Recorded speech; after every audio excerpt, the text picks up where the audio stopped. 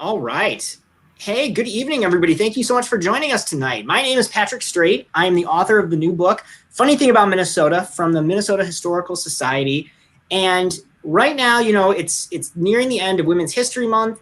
And for those who have read the book or those who are thinking about reading the book, I would be remiss if we didn't spend some time tonight to talk to some of the very funny, very talented, very powerful and brave women who helped to blaze that trail as part of, not just the story, but really kind of helped to create a path through comedy and really helping to kind of create the path that a lot of comedians, male, female, minority, otherwise, all kind of still continue to walk today. So I'm really excited about the lineup that we have tonight. We're still getting a couple folks added, so you may see some new faces pop in and out. But let me just introduce you to the couple that we have here with us.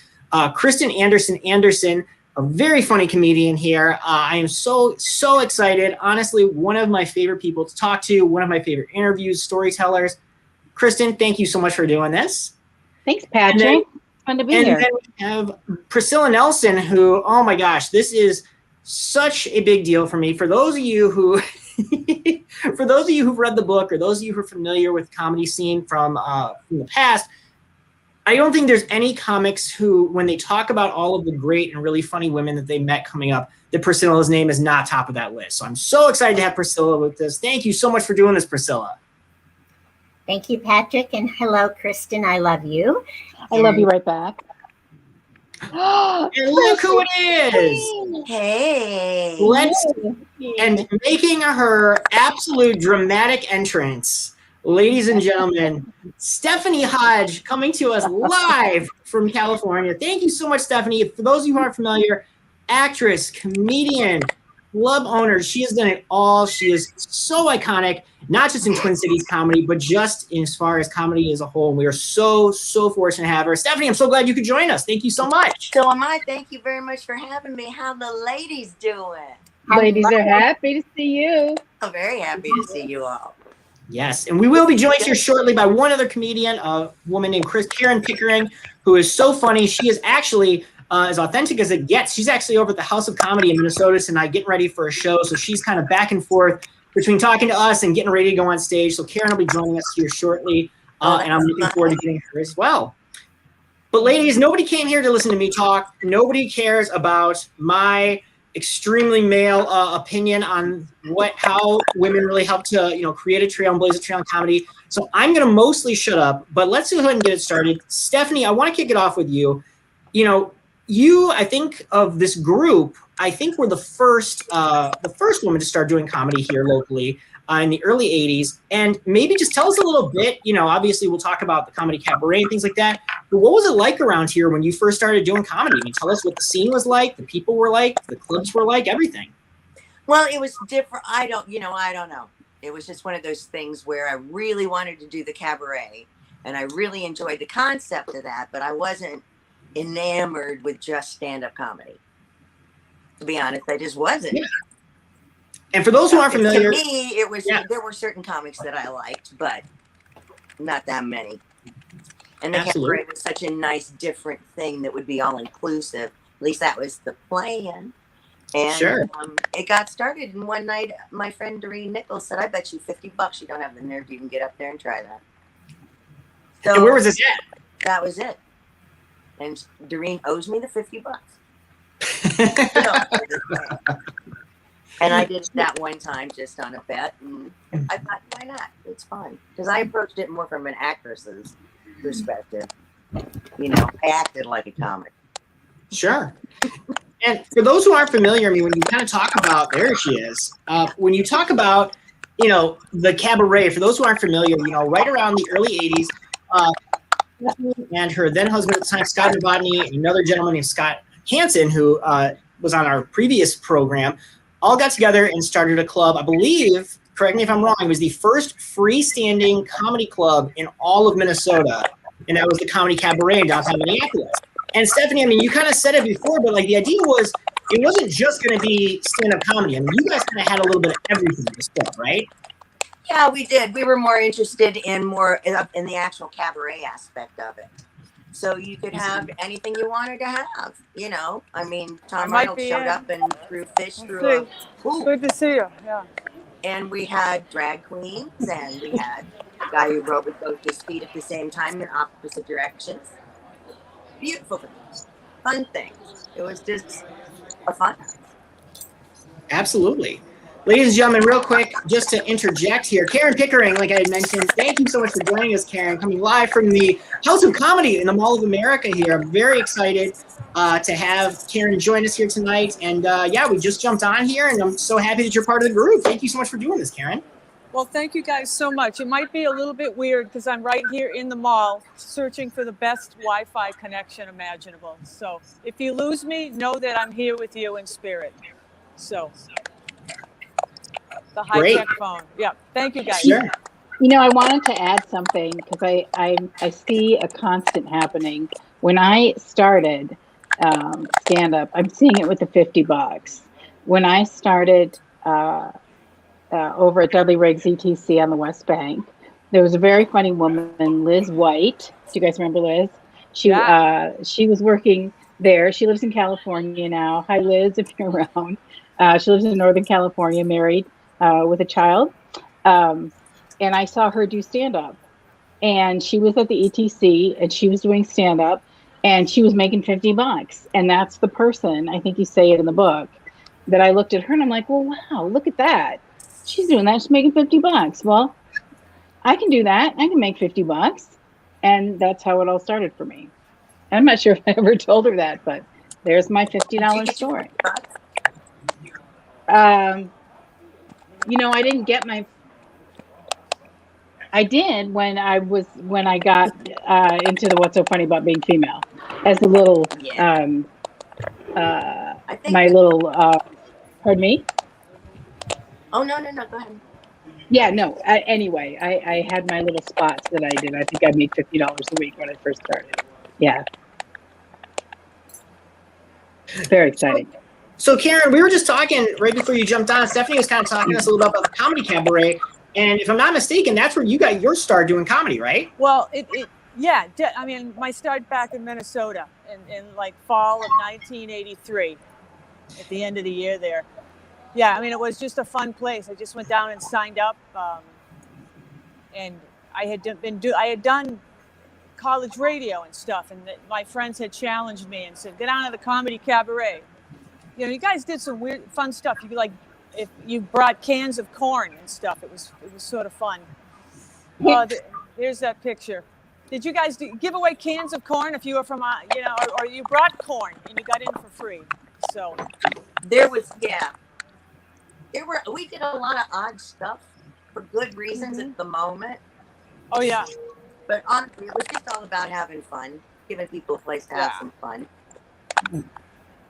Yeah, it was. It was really where I met the comics for the first time in Minnesota, and just a lot of fun. So yeah, the first time I ever did my little 5 minutes of comedy was at the Comedy Cabaret. And I was pretty funny for 5 minutes, but then I wasn't funny again for about 2 years. It took a while, and I think a couple of the other comics said the same thing. I mean, as women, we really had to figure out like who we were going to be on stage, like, and some of the guys would say, "Okay, Priscilla, you've got this little voice, but you act like you're really smart," and they were like, "Just dumb down your humor a little bit, and you'll get more laughs." But of course, I didn't want to do that because, it would not be me. Yeah. And you know what? Let's jump right into it because you mentioned it right there, Priscilla. I know obviously one of the recurring themes that we're going to talk about. Oh, I think Stephanie dropped off. Hopefully we'll get her back here in just a second. But one of the recurring themes that's in the book and that we've all talked about, and I really know that everybody listening here wants to get into, obviously comedy then and now, there's a lot of sexism, right? I mean, now I know that's one thing that all of you encountered in different forms at different times, whether that was from performers or club promoters or whomever. And, that's something that you said, Priscilla, that I heard a lot. And that was comedians or promoters trying to kind of explain the types of comedy that you should do, right? Like I know that Ms. Winstead said a few weeks ago that, people told her like, well, don't do female comedy, don't do things from a female perspective. So I'm curious, from all of your standpoints, tell me a little bit about what you had heard, about how you should or shouldn't do comedy, or the type of material you were supposed to do or not supposed to do. What was that kind of like for all of you? Well, I remember when I first met Louis Anderson, I was so excited. Well, actually, the first time I met him, I was working at a rib joint in Callan Square. Tony Roman's the place for ribs. And everybody was standing over in the corner going, "It's Louis Anderson, it's Louis Anderson." And finally, there was nobody else in the restaurant. And we hear, "All right, who's the comedian?" And so actually, that's when I met him. But when I did a show at the Gallery on LaSalle, I did a set and I came down and he said, that's when he said, "You're very funny. You could play my wife on TV." And then he said, "You should take the feminine." I did a very funny joke about Kathy Rigby doing Stay Free Maxi Pad commercial in a white leotard. Come on, I was 19, and it was funny. And he said I should take that out of my show. And if I still wanted to do it again, you have this in the book, I should do it in 3 years. And it was well-meaning, but I think maybe that's what Liz was talking about. Like, why? Like, why would we have to take our stuff? Now, Louis aside, he never talked about his, but all the other guys did. You know what I mean? Like, why out there? Right. Well, and why were we being told it wasn't okay for us to talk about our uteruses? I was actually told that was bad language. Oh, really? I know. Oh, I did a show in Billings, Montana, and I said the word ova. And the guy said what word? Ova. Oh, ova. Yeah, ova. And he was like, yeah, he wrote on his comment card, "The bitch was bad." And he didn't mean that in a good way. I was also told that, if men experienced something for 7 days every month, for 30 some odd years of their life, don't you think the men comics would talk about it? I mean, yeah. Whine about it? Yeah. Yeah. They'd be having, beer and, talking about it constantly, Well, and one question I have for all of you too is, you hear this from the comics, but I'm curious. Talk about your body stuff. So, nobody told me that. I was to approach it, give it out like a man, but talk like a woman. So, not to be cute. I'm not cute. Mm-hmm. So it's don't try to be cute. And that was the best advice I ever got, was just to be, that stronger, more abrasive aspect of myself on stage. I never thought say the things I wanted to say. But I'm sorry, it was a constant being met. My opening act material on subject matter I was told I was not allowed to.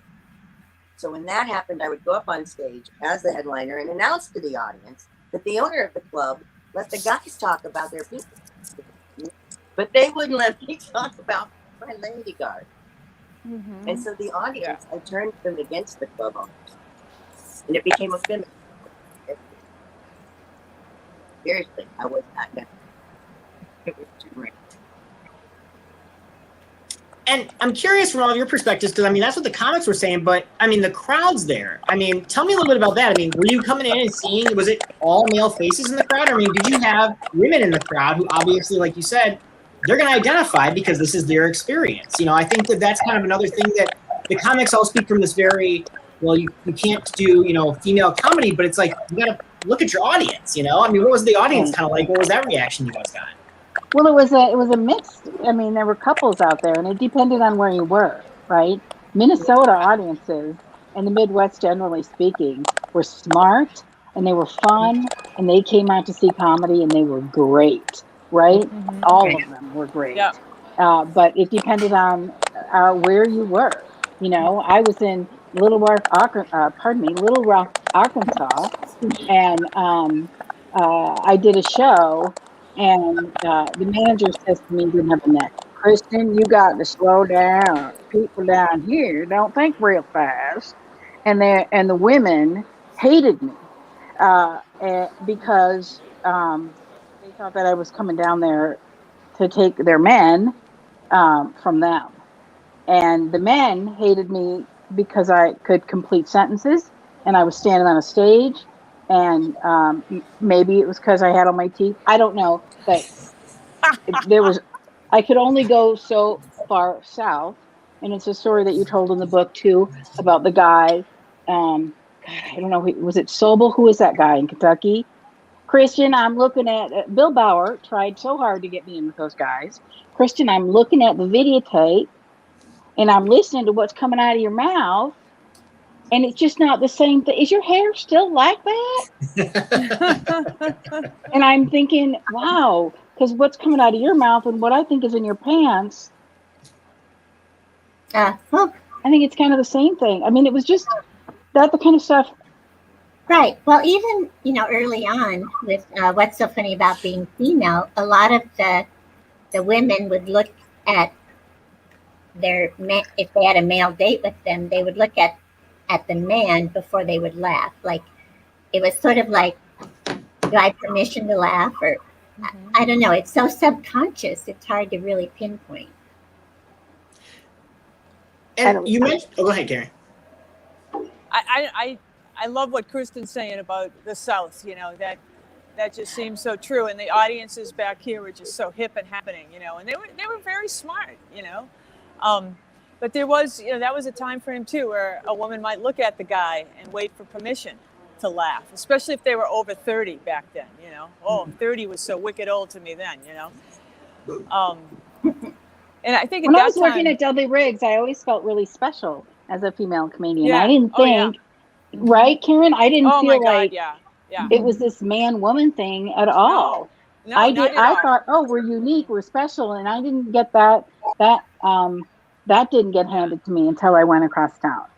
And I think the Westward Ho, stuff like going on the road to the Westward Ho route all the way up to, Fargo, Grand Forks, that's when I really ran into that kind of attitude where, people are looking, oh no, I need permission from my man to laugh, And I had a lot of energy, so that was kind of offensive to people, But anyways, back to you guys, not me.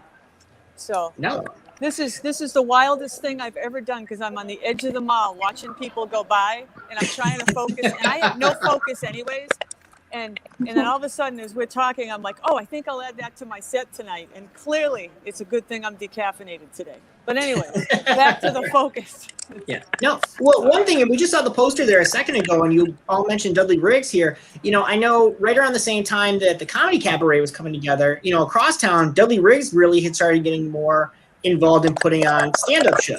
One of the stand-up shows, I know whether it was open mics, but one of them you see here, the poster, was he started doing the What's So Funny About Being Female shows. And I know for sure Karen and Priscilla and Kristin, I know that you guys were all part of it at one point. Tell me a little bit about, once the show starts, what's it like? I mean, how is this different from the shows that you've been doing, whether it was open mics or, showcases over at the Cabaret or anything else? Dudley was really theatrical. And so he liked it to have a beginning and an end. We had a Dean Johnson, played his guitar, and he was our MC, right? Oh, I love Dean.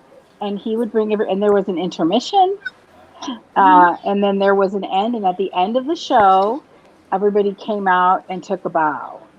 That's what I remember the most about. And it was in a theater, and there was a green room downstairs, and it was, and we had a tech guy in the booth, Danny Schmitz. I loved him. It was similar to what Stephanie did, because we all were like seating people. We would carry chairs, we were sold out, and the comedians were a big part of the entire. We would bus tables in between shows, so it felt very theatrical in the sense that we were a big team, and I think Stephanie did that too, and I really liked that. I like that too, because it would always really felt like even if you were there for a week at the Cabaret, whatever you were doing, it felt like family. Then I went to Dudley Riggs, and that was really cool. We had a lot of fun. I'm talking to Brody right now. We're doing this thing live, Mike. Yeah, it's okay. They know I have issues. I'm distracted. So anyways, yeah, I lost my thought, but it was just really fun. It was like family, and you guys taught me things as a group. Like I make jokes in the book about everybody was such a mom and a control freak, which I needed. And Kristin, you showed me about eyeliner. Chris Strobeck at another club showed me what lipstick was, because I only ever, well, actually it was lip liner. I'd never seen anyone use lip liner. I mean, just the things that happened that was so funny. And then Priscilla and I lived in the same neighborhood in Uptown, so we would take turns driving for off and on for 3 months. And she'd have to listen to stories about my family, And I mean, it was just great stuff. And then the writing together or tagging people's jokes. And, when you're working like that for 3 months together or 6 months or whatever, I only ever did the 3-month stint, and I felt lucky to get work for more than 4 nights, But because I think when I started, the first time I auditioned for Riggs, I mean, I was at an open mic in '85. I didn't have 5 minutes of comedy. I mean, if I slowed down, I might have had 6, So. Oh yeah. And tell me, I mean, you mentioned, and I know somebody who just commented here mentioned the name. Where did it just go here? Chris Strobeck. Who were some of the other women that you all remember? Whether it was at Dudley's, at the What's So Funny About Being Female shows, Stephanie, some of the women who were coming through the cabaret at that point. Who were some of the other women who whether we talked about them in the book or not, that really kind of influenced you, or you think kind of made a big impact at that point? Susan Voss. Oh yeah, Susan. Yeah. Definitely Susan Voss. Andrew and Phyllis Wright. Mary Jo Peel. Oh, Yeah, Peel. Phyllis. Yeah, they were great. It was Oh, great. Mary Jo. Definitely Mary Jo and Phyllis. Nancy Morris came through town too. There's Nancy Morris. There was Angie Flynn, Betty the Enlightened Waitress. I don't know her real name ever. I loved her. Anderson. Julia Anderson. Julia Anderson. Yes. Yeah. So many. That's what was great about Stephanie's Club, because Mary Jo Peel could do a one-woman show there. Betty the waitress, being character. Yeah, it was great. Susan Voss was maternal. With me. She was really supportive. I was still going to the U when I was at Dudley Riggs, and I remember that I was still trying to pay for school and buy my books, and there had been some issues with whether or not I had been claimed, and I had been told I had not been claimed as a dependent, and in fact I had, and so I was kind of at a loss, and she handed me a check for $200 and said, "Go buy your books." I mean, it was very. She was just really maternal and generous in that way, and it was like a little family at Dudley Riggs. Great fond memories, and the guys that I met there too were great. Joe Key started when I started, and Paul Dillery. So some really great memories. And Dean Johnson and Gary Johnson and Tom Frickman and his slideshow. Nebraska. I remember the strangest things. But it was a lot of fun. It was. It was a lot of fun. I have a quick story to tell about Susan. She met, I became engaged when I did the '89 show. And my husband, Scott, at the time, my fiance, would come down, and one night he never talked. We had not talked about having kids, and he was much younger than me.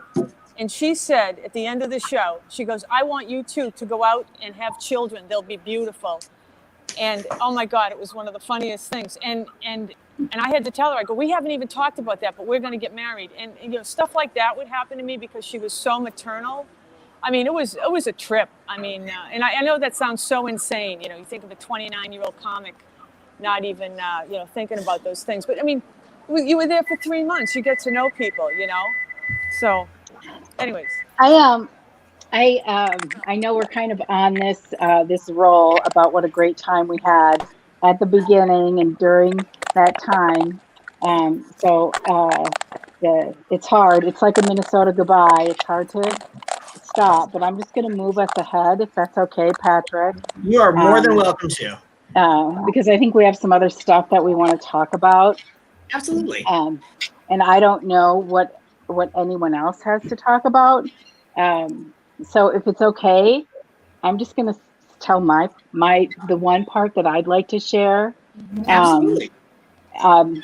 And Lord knows there's so many things to share, and I have so many funny, great stories to share. And I opened for some really great comics that went on to become hugely famous, and not all of them tried to sleep with me. So it's not, it's not all nasty.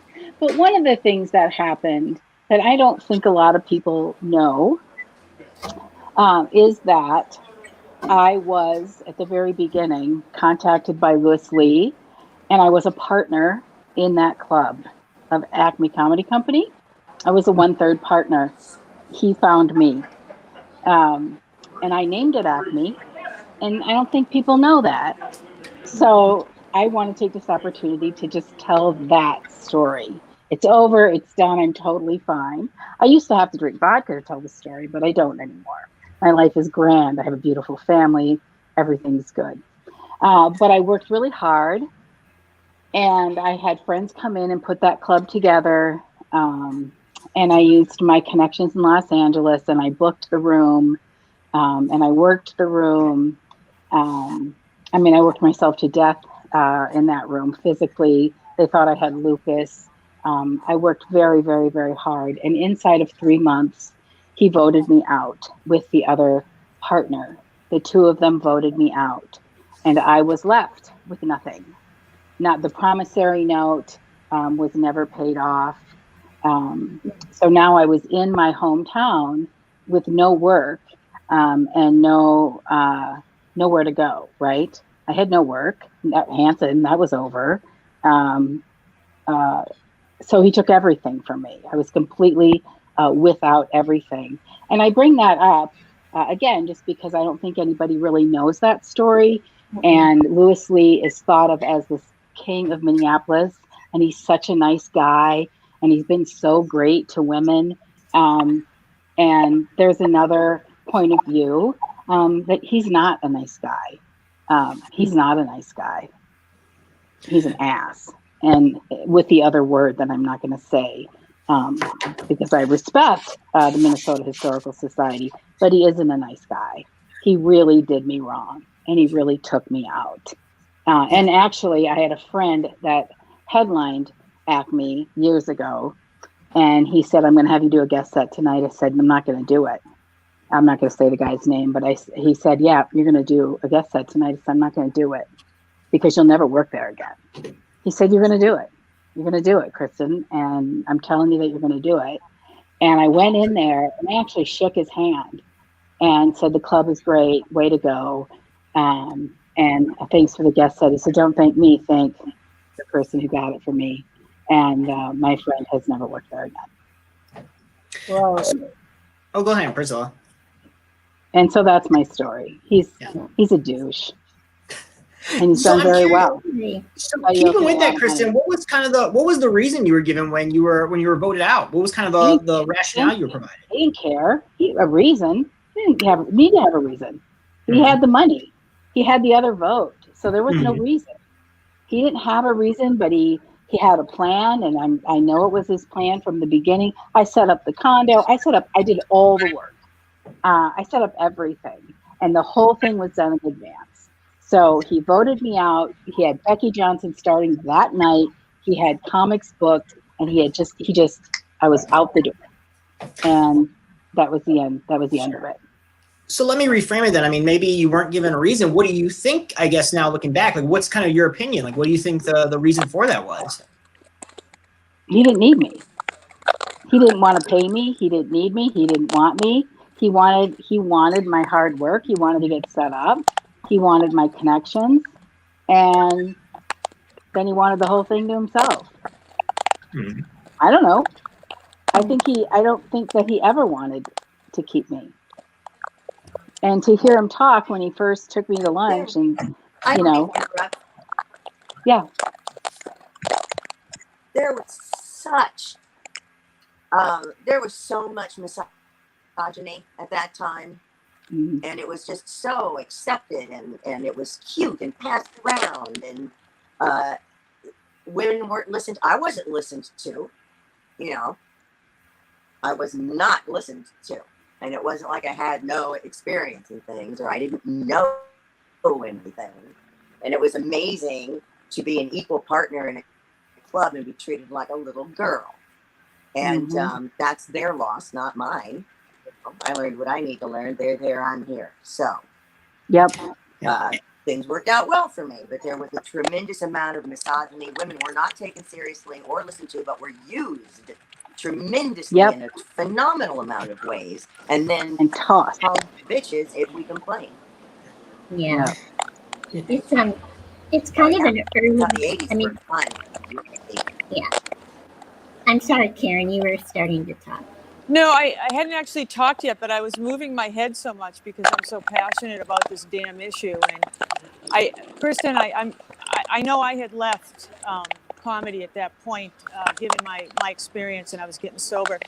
But I feel so bad. But I also feel, and this makes no excuse for what we went through at those times, but I think it parallels the times that we were living in, because it was happening to me on a corporate job level in a much worse way.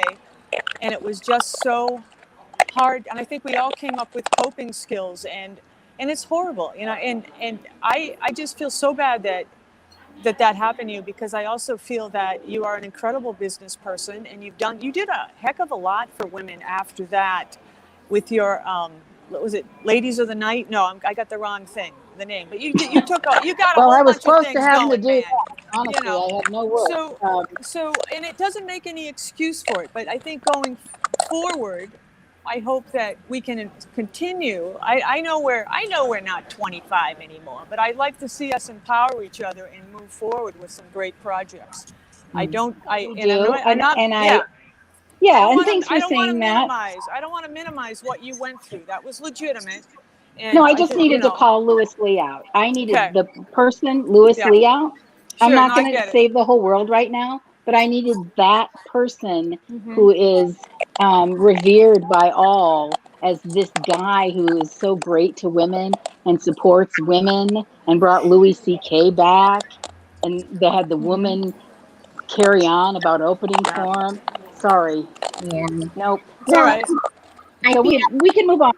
That's okay. Well, I think that brings us to another very good topic, which is, nowadays we would call it the Me Too movement. But there were definitely, women comics were being sexually assaulted. Oh, there were roofies back then. Yeah, one woman was. You know who you are. Yeah. Yeah, and so, I'm glad that now, with the Me Too movement, that women can come forward, because back then it was really terrifying. Yeah. And Stephanie, you said, I'm sorry, Kristin, go ahead. No, go ahead. Oh, no, I was going to say, Stephanie, one thing you just said, which I kind of want to expand on because it stays in the same topic, is, you said, women in that era were, used in so many different ways, especially who were in the comedy world. I mean, you, to the best of my knowledge, are the first person or the first female, I should say, who was in kind of that manager owner role. So I guess tell me a little bit about, maybe some of the struggles that you had trying to, whether it was get more women on stage, whether it was your own personal struggles as, a businesswoman, like what was some of the stuff that you were encountering that maybe kind of, follows kind of that same path of what Kristin is saying? I was constantly berated to be a certain way, to the point where I couldn't even be friends with these other women. I wanted to be friends with them. I wanted to work with them. I wanted to have a community with them, but I was punished for it in a lot of different ways. And, at the cabaret, so I was an equal partner. No matter what certain people say, they weren't the big prince of everything, but they sure acted like it and bossed me around and told me what I could and could not do. And as a grown-ass woman, nobody had that right. As a comic, nobody had that right. As an equal partner, nobody had that right. But it happened. And I was not in a position to successfully fight it. the punishments were pretty severe, and I didn't get to work with the people I wanted to, the women I wanted didn't get booked at the club, and the only place, honestly, that I feel that there's any equality in thought at all was at Dudley Riggs, and I didn't work there. It was hard. Absolutely. It was demeaning, and it was, frustrating as hell. Sure. And one other thing you mentioned there, and I kind of want to hear what everybody's kind of opinion was, is you mentioned, to the point you weren't able to be, friends with some of the other female performers. So I'm kind of curious, what was, Kristin, Karen, Priscilla, Stephanie, what was kind of your take on, the relationships between women? I mean, did you feel like it was fairly supportive amongst women? Did you feel like there was a sense of competition? Was it kind of bred to be kind of a sense of competition? I mean, was it kind of like a, pitted against each other type thing? What was that environment like as far as your interactions with other females at the time?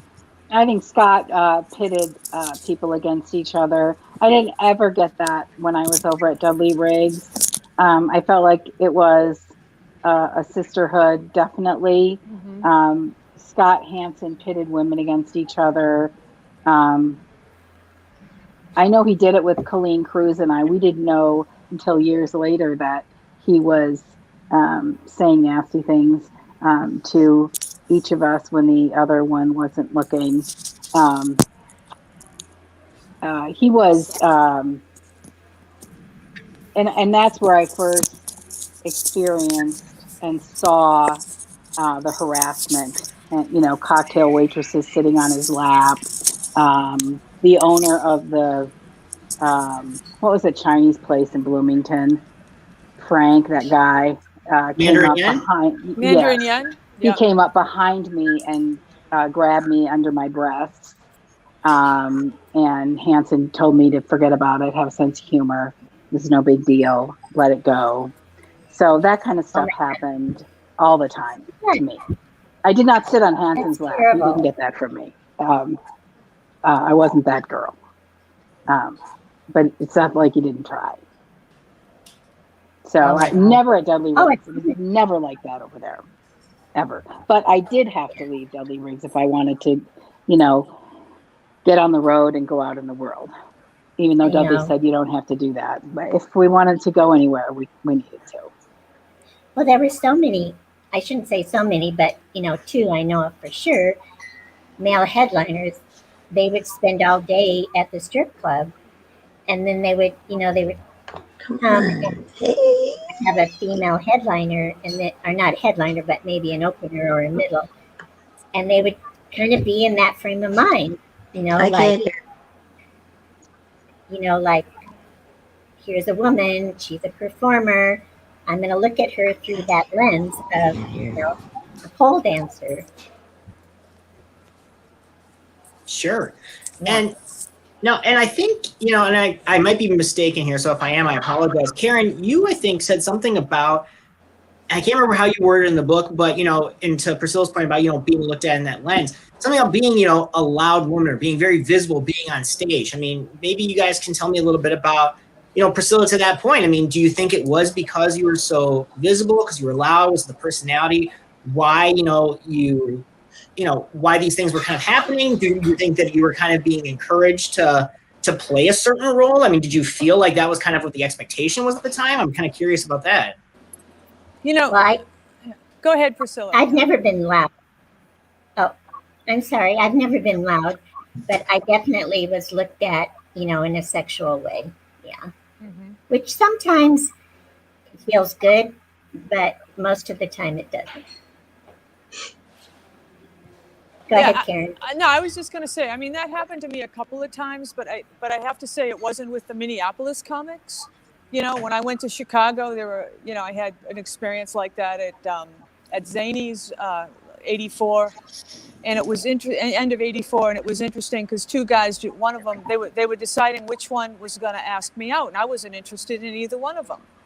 And one of them had pinched my butt. Now that never happened to me in Minneapolis. I mean, I heard that Hanson was, doing his little things, but I don't know. It was more like I would just go do my stuff and get out of the club here. And I just had the utmost respect for for many of the male comics here. They were very, I mean, overall, my experience was a little different here in town. It was when I went on the road and took some of those risks out of town that I saw a creepier side of things. And I started traveling with a pack of, I made friends fast in Chicago, and I'm very fortunate with a couple of the male comics and their girlfriends. And I latched onto them and I said, hey, I want to get to know you guys. I love Chicago. I was working at the Chicago Comedy Showcase, and there was a great place and had a lot of people from Minneapolis come through. And I said, but I'm scared. I'm in my Chevy Monza alone in Chicago. I'll pay. I don't want to stay at a hotel. I'll pay you for the week, And I did stuff like that. I'd go to Chicago, be a Kelly girl temp during the day, and at night hang with my new friends, because it was like that. But I have to say, the things that happened to me at like Comedy Gallery, and I mean, I worked with Michelle Hanson a lot, doing the booking. She was doing the booking with Tom Hanson. And then when I was out at Mandarin Yen, I did not have some of the experiences others had, but I got to tell you, I had attitude and a chip on my shoulder, and no guy would want to come near me. But that's what Mama taught me. I have a really interesting background there, and it saved me in certain situations, except the one that is referenced in the book, and that's a different animal. But I will tell you, my experiences, as I've alluded to, in the corporate world were a lot like what Kristin is talking about, and I can't figure out how to tell jokes about it, because it's part of the Me Too movement, but. We didn't have, it's not funny, and it's not funny. And I mean, I did things at the job that I would probably be arrested for now. 4 of us women slashed the tires on a guy's BMW for assaulting one of our coworkers. And you know what? People found out about it. They didn't turn us in. It was the 80s. You're going to take care of yourself. And, it sounds outrageous, but, the message was they got that across. None of us lost our jobs, But anyways, I digress. But it was a time when you had to figure out how you were going to survive, and it was a lot different than later in the '90s and in the early aughts. It was a different time, And I still, to this day, carry a hockey stick in my car, and I make no bones about it. When I go to an open mic, I've come out. Actually, I did have a Nerf gun, but I was getting into trouble carrying a gun, so. And I don't do that to be funny. I just put it in the car, is a thing. Enough of me. Back to you guys. So. Yeah, Stephanie, I'm sorry. You had something to say. I'm sorry. I didn't want to make sure you had the chance. Yeah, on the road from the very beginning, and I did do this Marilyn Monroe persona thing, but that was for the comedy. That was not a little kitten show. And every time I was on the road, every single time, I had to either pay somebody to walk me to my car to keep me safe so I could get back to the hotel, or, I carried mace with me. I had a knife with me. Things happened all the time. Things were said all the time. Men would show up pounding on my hotel room doors because the bartender told them where I was staying and what room I was in. And, I had to be moved from room to room or hotel to hotel more than once. And it was a constant thing, it was an unfathomable constant thing. And then it starts this rumor that I'm a lesbian, and I glommed onto that. And I want to apologize to actual lesbians for doing that, but it's the only thing that kept me safe. Yeah. And it was that bad. I would have to put chairs under my bedroom doors in condos, because you shared a condo with these guys. And they're snorting coke and bringing in hookers. And they're all whatever they are. And she's passed out in a pool of vomit. So come knock on my door. That happened quite a few times. Mm-hmm. So it was, as Karen says, a time where you just had to learn to protect yourself and deal with what was happening. And no one would help you, and no one cared. And you could call the police and they would say, hey, you're a female comic. What do you expect? Mm-hmm. So it was a rough time, but we survived it. Yeah. And Stephanie, one to Karen's point, and I'm curious from everybody's experience here, you went out to California pretty early on.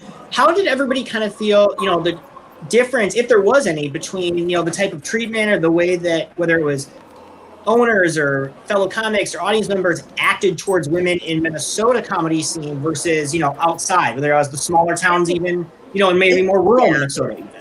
It was better out here. It was still misogynistic. It is still misogynistic, but it was better than it was back there, certainly. And I was more respected. I proved myself quickly, and I had a TV series in the first year from doing stand up on stage at the Improv, and I had got an agent and a series within a week. So I proved myself there, and I didn't have to prove myself. I went to auditions, and when I went to clubs and did open mic, I would get booked. And they were more interested in doing the business than playing some happy little prince game, prancing around, being the king of everything. And it was more about the work, more about the art, and more about the community of it. And people were more helpful to one another. And there were more women, and women were helpful to one another. They were in Minneapolis, but there were so many more here, It was just better, easier, but still hard, but not as hard.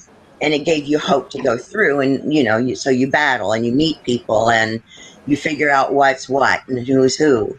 And there is just certain absolute truths. Stand-up comedy is still very misogynistic, and it needs to be fixed.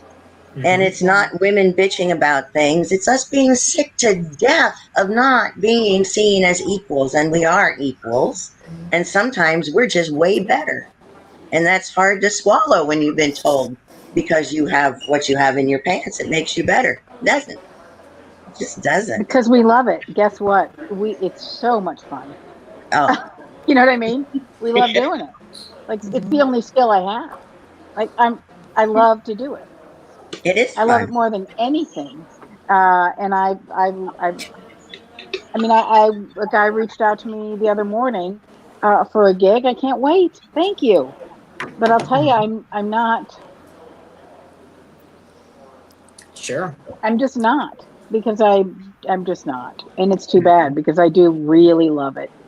I do really love it. And I did ship work for a while, spent a long time trying to get ship work, and super fun. Had a little aortic event, and so that took that off the table. And but it's too bad that all this stuff has to go on. And then yes, it does. If I don't know Patrick's going to ask a question about what's it like now. I think you asked me, or I'm not sure who asked. Is this kind of stuff still happening? That might be a question for Karen, because I know you're very involved in the local scene.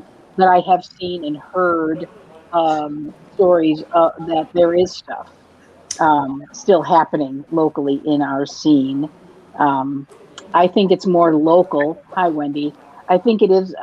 Women are more vocal in the landscape today. I think they're more vocal if they have issues. They talk to each other about them. But I don't know. I don't know. It's more diverse. I mean, I remember, when I was doing comedy, I had a friend who was a lesbian and a comedian. She never talked about being a lesbian on stage. And I kept saying, you really, really should, because it's such a big part of your life. And she's too afraid. Yeah. And now, luckily, the world has opened up. I mean, we've got LGBTQ comedians. I mean, it's pretty amazing. Okay, yeah, there I am with Lily Tomlin. I think it is, Wendy. I think the landscape's better than it was. Wendy Mayberry with the as well. I agree. I think it's better. I've had some really good conversations with a lot of the younger women about remember to treat this like a job, and if you're going, remember that when you leave the club, you've left work, and if you're going to hang with people, and you're going to drink and do things, talk about the expectations, But I felt that I was safest when I treated this like a job and had fun, and I felt that look for the women, and you'll get a gut level on what you can trust with the guys, and they'll trust you too. I think the landscape is definitely better. I felt nothing but support from a lot of the guys, even when I've sucked, on stage. Oh, I just swore. Excuse me. No, that's not swearing. It's not too bad. No, I'm swearing. remember the business of show. Remember the business part of it. If I were going to give anybody any advice, I would say remember the business piece of it and go home after your set. Sure. Yeah. Well, Minnie Pearl had this great saying. Susan Norfleet told me this: get on, get off, get the money, go home. Yeah. One thing, and we have a couple more questions coming in, but I do want to ask one thing, just in the same topic. As these things were happening, whether it was on the road, whether it was locally, wherever these things were happening, were women talking about this with other female performers? I mean, was it kind of known amongst females, or was it kind of this feeling like maybe I shouldn't talk about this because I was gonna, lose bookings, or I wasn't gonna be in the favor of the right comics, or whatever the case is? What was that kind of like? I think it was a little bit of both of that. There was a certain fear about it. As I said, whenever I spoke up or spoke out, there were different forms of punishment for me to face, and you can't just, you would get in trouble. You'd get in trouble with the club owners if you ratted on a guy for being a creep. You're in this business, learn how to handle it. That's how dudes are. No, that's how dudes are allowed to be. And that's I lost a lot of work. You're right. And I left. Yeah. So I think that there's a little bit of both, It's just hard. It's just amazingly difficult. And I keep trying not to cry, to be honest with you, because this is so sore for me. This is such a button for me. It brings it up. I mean, I remember, my best girlfriend who passed. She booked comedy way back when in Los Angeles, and so I had her, to talk to about all of it. But I mean, at the same time, I had an acting coach who was 2 or 3 times my age hitting on me. The agent that I had was sniffing around me.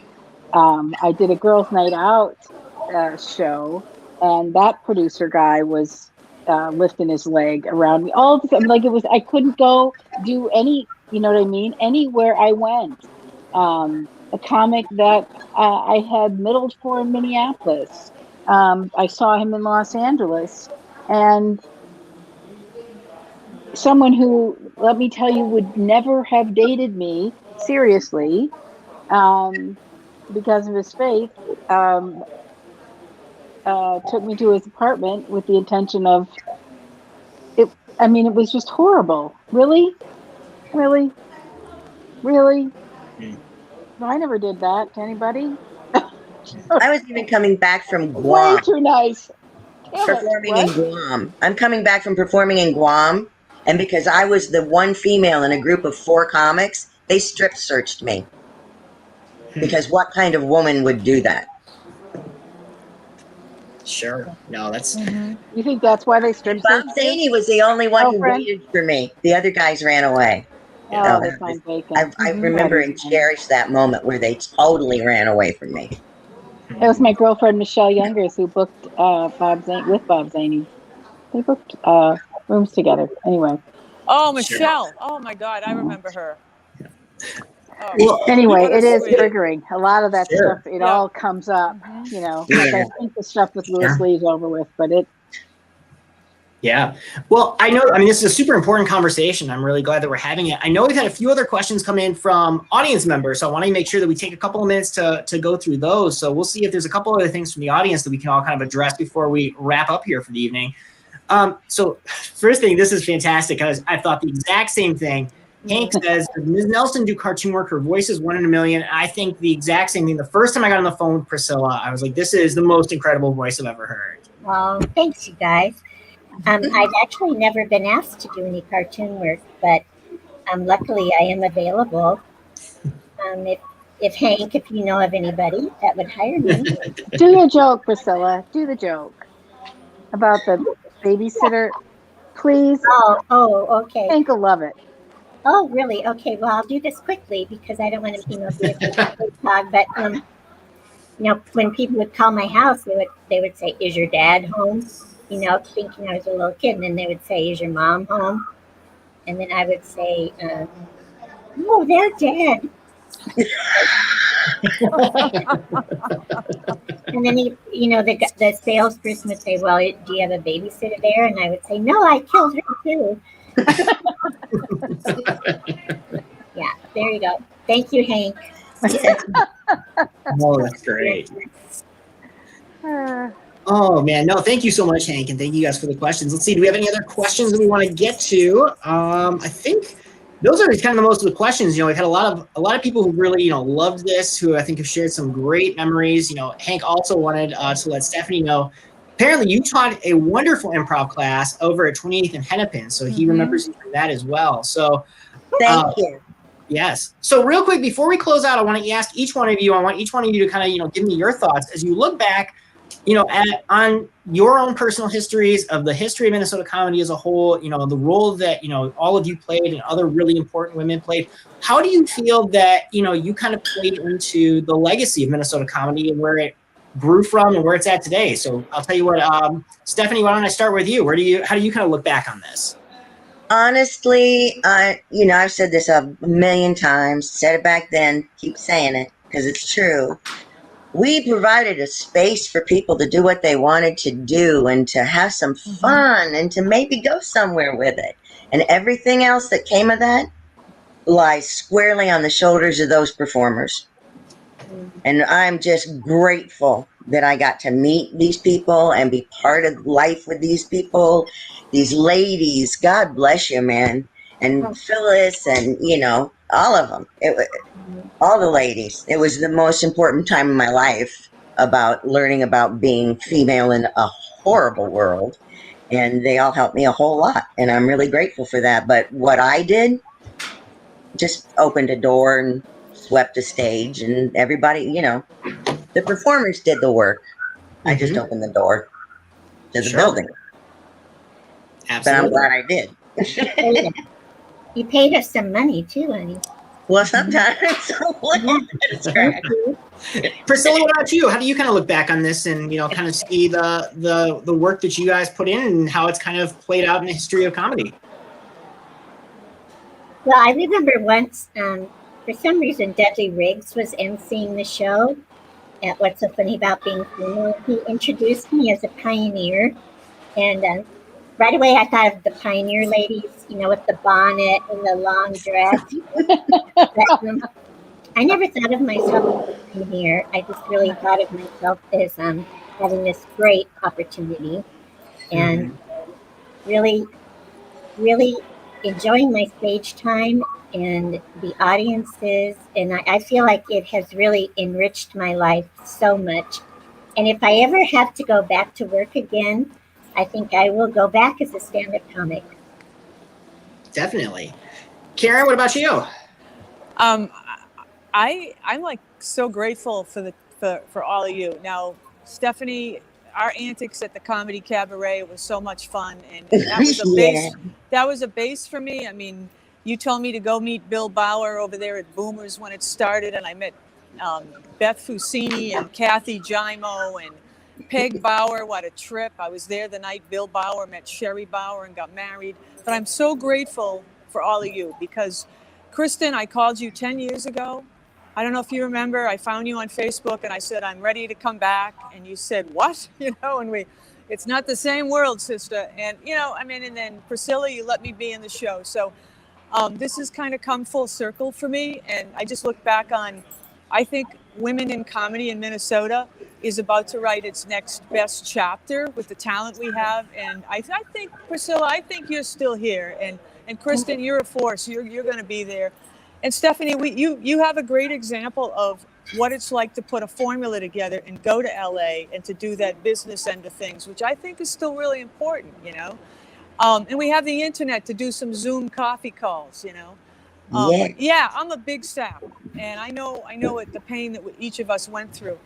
The one thing I'm going to say that I was sorry about is, and it's not, I walked away for reasons I had to go, but I never planned on leaving you guys in the dust. You're amazing people, and each of you play a little important part of my soul. So thank you very much for this opportunity. Thank you. Kristin, bring us home last, but certainly not least. Oh, well, all of you are a part of my heart too. And all the women we talked about, because boy, this whole thing could be full of Phyllis and Mary Jo and Chris Strobeck, and I mean, it could just go on and on. I grew up doing stand up. Dudley Riggs was my childhood. You know, I grew up here, and it was my family, and I'm proud with everything that, you know, the ins and outs and ups and downs of all of it. I am proud of my time in the comedy world, and I am proud to be a part of the legacy that is comedy in Minnesota. I am. I'm really proud of it, and I'm proud of what we've done as women. Way to go, Liz Winstead, and so many of us, right? Right. I would have put her on the cover, but you know, nobody asked me. Oh, she's famous. Hello, Stephanie. I'm not cover material. Yes, we're all cover material. For God's sake.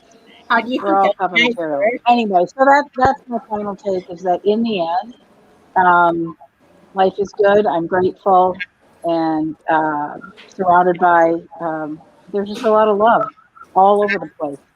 Definitely. And, you know, that's it. That's what I got for you. Great. We're lousy with love.